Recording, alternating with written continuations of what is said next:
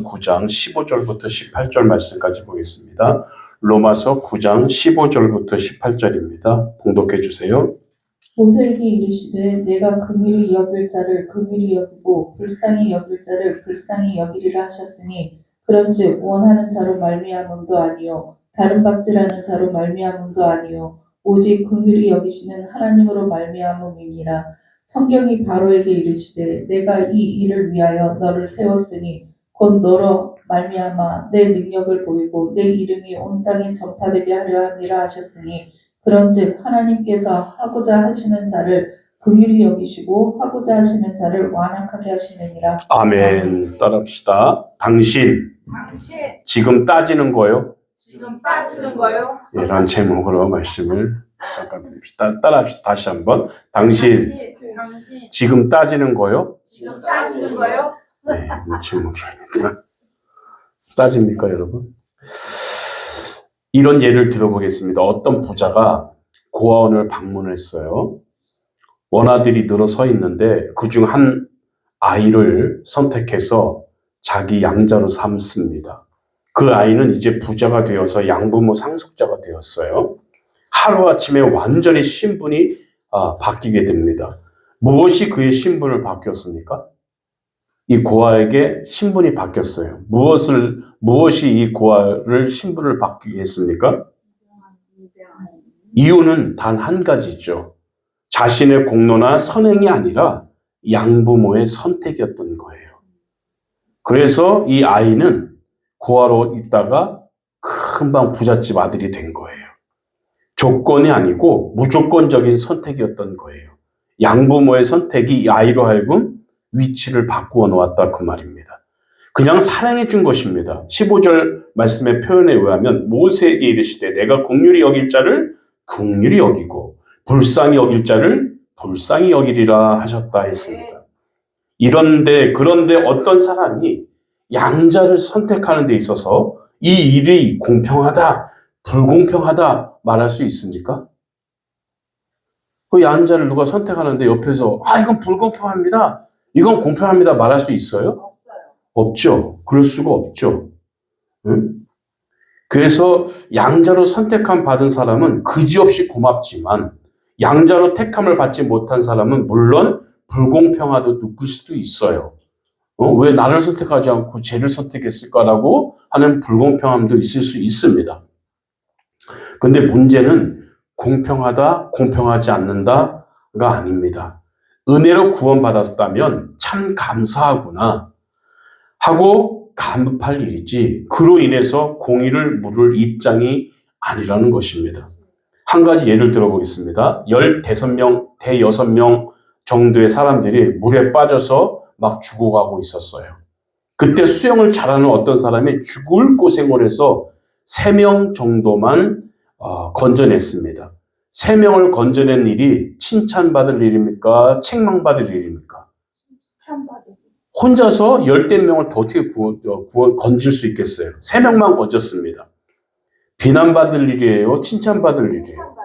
칭찬받을 일이죠? 칭찬까지는 몰라도 결코 비난받을 일은 아닙니다. 그런데도 어떤 사람들은 이런 논리를 펴니다. 건지려면 10명 다 건지지 하필이면 3명만 건지느냐? 이렇게 말하는 사람이 있어요. 이것은 잘못됐다는, 그러나 이렇게 말할 수는 없다는 것입니다. 이거 잘못된 거 아니에요? 이렇게 말할 수 없다는 얘기예요. 구원받은 사람은 감격할 뿐이지 빠져 죽은 사람은 그것으로 더 이상 할 말이 없다 이것입니다. 그런데도 불공평하다고 들고 나오는 이유가 무엇입니까? 인간의 운명이 어떤 것인지를 모르기 때문에 그렇습니다. 성경은 인간의 운명에 대해서 무엇이라고 말합니까? 사망이라고 합니다. 로마서 6장 23절을 보니까 죄의 싹은 뭐라고요? 사망이다 라고 선고했습니다. 모든 인간은 그냥 놔두면 죄악으로 말미암아 죽을 존재들이에요. 우리는 죽을 수밖에 없어요. 그렇게 작정되어 있습니다. 그럼에도 불구하고 하나님께서 몇몇을 택하여서 그들을 구원해 주셨어요. 따라서 우리가 하나님 앞에서 구원받았다고 할 때 그 자체가 감격스러운 일이고 특별한 일이고 감사한 일이 된 것입니다. 하나님께 버림받고 구원받지 못한 사람이 왜 나를 구원시켜 주지 않습니까? 라고 항의할 수 없는, 항의할 수 있는 문제가 아닙니다. 그래서 하나님께서 왜 우리를 구원해 주셨습니까? 왜 우리를 사랑해 주셨습니까? 이유가 없습니다. 하나님께서 여러분을 사랑하셨기 때문에 또 사랑한 것이고 택하셨기 때문에 택하셨을 뿐인 줄 믿습니다. 따라서 성도가 할 수 있는 유일한 길은 이사야 42장 43장 21절 말씀과 같이 이 백성은 내가 나를 위하여 지었나니 나의 찬송을 부르게 하려 함이니라 라는 것이 있는 것입니다. 성도는 날마다 입술로 하나님께 찬송과 감사를 드릴 일밖에 없습니다. 그 다음에 우리가 살필 내용은 이것입니다. 하나님께서 우리를 구원하셨다, 우리를 택하셨다는 것을 어떻게 우리가 알 수 있느냐는 거예요. 우리를 구원했다고요? 우리를 택했다고요? 우리가 어떻게 알 수 있어요? 그것은 하나님이 우리를 구원을 예정하셨다는 말은 다른 말로 바꾸면 믿음으로 말미암아 우리에게 구원을 주셨다는 말씀과 같습니다. 그래서 하나님께서는 택하신 백성들에게 믿음을 주십니다. 따라합시다. 하나님은 택하신 백성들에게 믿음을 주신다. 우리가 하나님 앞에 택함 받았다는 증거가 무엇입니까? 내 속에 믿음이 있으면 하나님이 나를 택하신 것입니다. 내 속에 믿음이 없다면 하나님이 나를 택하지 않은 거예요. 에베소서 2장 8절에 보니까 너희가 그 은혜를 인하여 믿음으로 말미암아 구원을 얻었나니 이것이 너에게서 난 것이 아니요 하나님의 선물이다 라는 말씀하셨습니다. 이 말씀을 논리적으로 따져보면 이렇습니다. 우리가 구원을 얻는데 무엇으로 말미암아 구원을 얻습니까? 무엇으로 구원받아요? 믿음으로 구원받습니다. 믿음으로 구원을 얻습니다. 그런데 이 믿음이 어떻게 된 거다? 내게로 말미암는 거다? 아니다. 그게 아닙니다. 이것은 너희에게서 난 것이 아니고 의가 아니고 너의 의가 아니고 하나님의 선물이다. 하나님께서 우리에게 믿음을 주실 때 받으면 구원받게 된다. 아시겠습니까? 그런 거지. 믿음은 똑같이 하나님이 다 주십니다. 그런데 어떤 사람은 그 믿음을 받아들이고 그것을 자기 걸 삼아요. 그러면 구원받는 거예요. 아무리 좋은 선물을 줘도 안 받으면 내게 되는 게 아니에요. 구원받지 못하는 거예요. 그래서 믿음은 하나님께서 우리에게 믿을 수 있는 증거를 보여주시고 믿음을 주시는 거예요. 그것을 내가 믿을 때, 내가 내 것으로 받아들일 때 내가 구원받는 거예요. 근데 어떤 사람 주고 어떤 사람 안 주고가 아니에요. 다 주십니다. 공통적으로 다 열려 있습니다. 그런데 받은 사람은 내게 되는 거고 안 받으면 내게 안 되는 거죠. 그래서 오늘 무엇으로 말미암아 믿음으로 말미암아 구원받는데 그 믿음은 주님께서 우리에게 주시는 선물이다. 이것이 너에게서 난 것이 아니에요. 하나님의 선물이라 말씀처럼 믿음은 곧 하나님의 선물인 줄 믿습니다. 내가 가지고 있는 믿음이라든지 하나님을 신뢰하는 마음은 내 속에서 저절로 발생한 것이 아니에요. 믿음은 내 속에서 자꾸 발생하는 게 아니라 하나님께서 우리 마음 가운데 심어주신 거예요. 믿음은 어떻게 한다? 하나님께서 우리에게 믿음을 심어주셨다.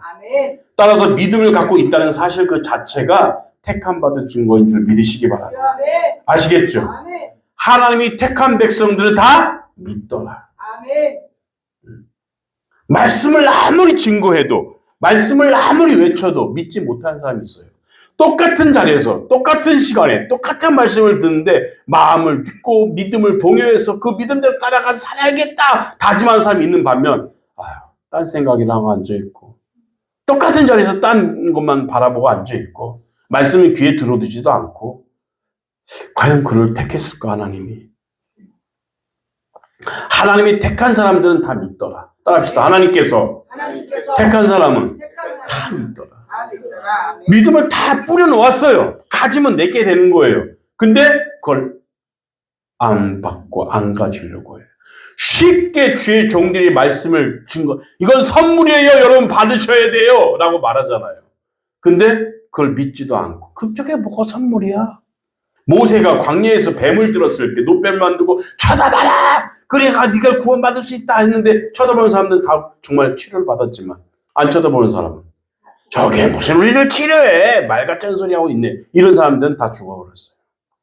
똑같은 거예요. 지금도 마찬가지입니다.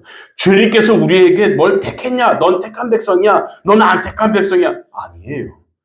다 똑같이 일반 계시로 다 주셨습니다. 근데 거기서 그 일반 계시를 내 것으로 받아들이면 이 사람은 특별 계시를 받은 거고. 근데 안 받아들인다니까요. 우리가 날마다 날마다 복음 증거하잖아요. 근데 복음을 받아들인 사람은 구원받은 사람이다. 아무리 증거해 똑같은 말씀을 똑같은 시간에 똑같이 증거해도 안 받아들이는 사람은 구원받기 힘들다는 거예요. 이해하십니까? 이 말씀을 드리는 거예요. 내가 가지고 있는 믿음이라든지 하나님께서 신뢰하는 마음은 내 속에서 저절로 발생한 것이 아니다. 하나님께서 우리 마음 가운데 심어주신 것이다. 따라서 믿음을 갖고 있다는 이 사실 자체가 택함을 받은 증거이다. 택함 받은 증거는 간단합니다. 하나님 말씀을 들을 때 믿어지는 거예요.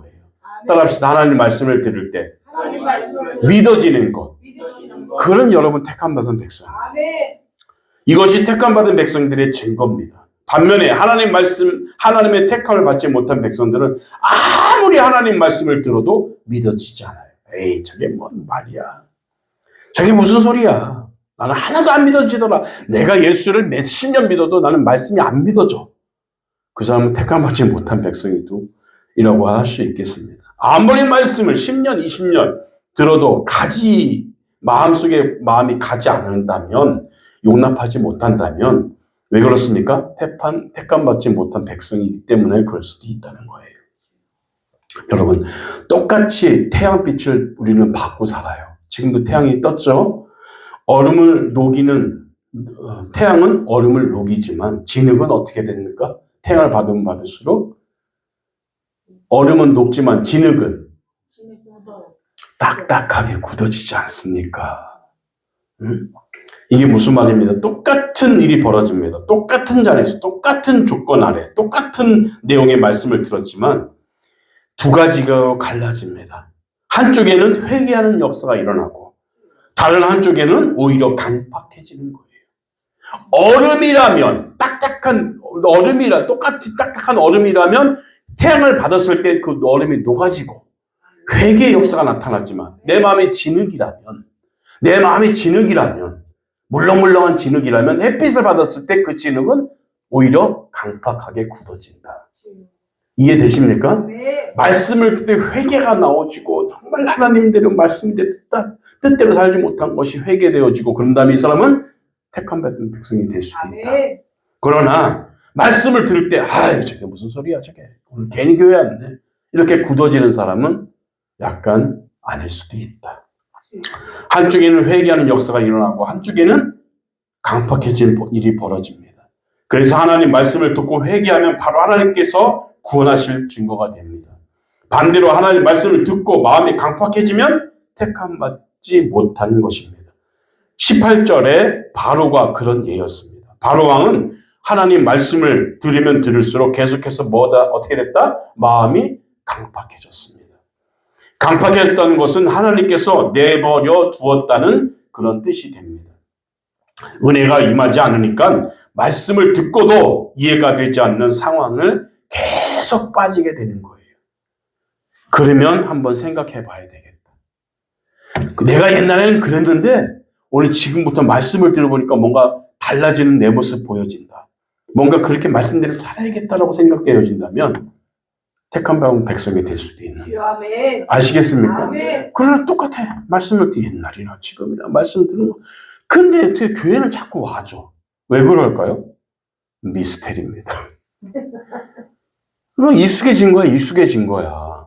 교회 오는 게 익숙해진 거지. 그 사람이 진짜 구원받고 싶어서 온 게 아니라 뭔가 주일날 교회 안 가면 안 될 것 같아. 꼭 지옥 갈 것 같아.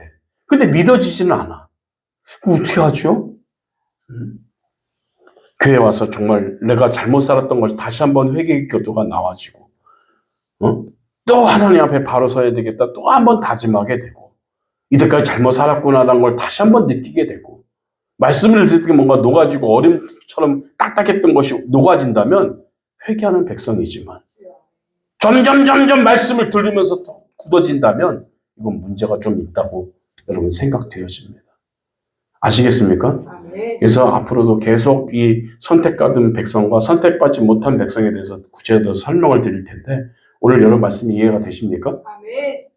지금 당신 나한테 따지는 거요? 라는 제목으로 말씀을 증거합니다.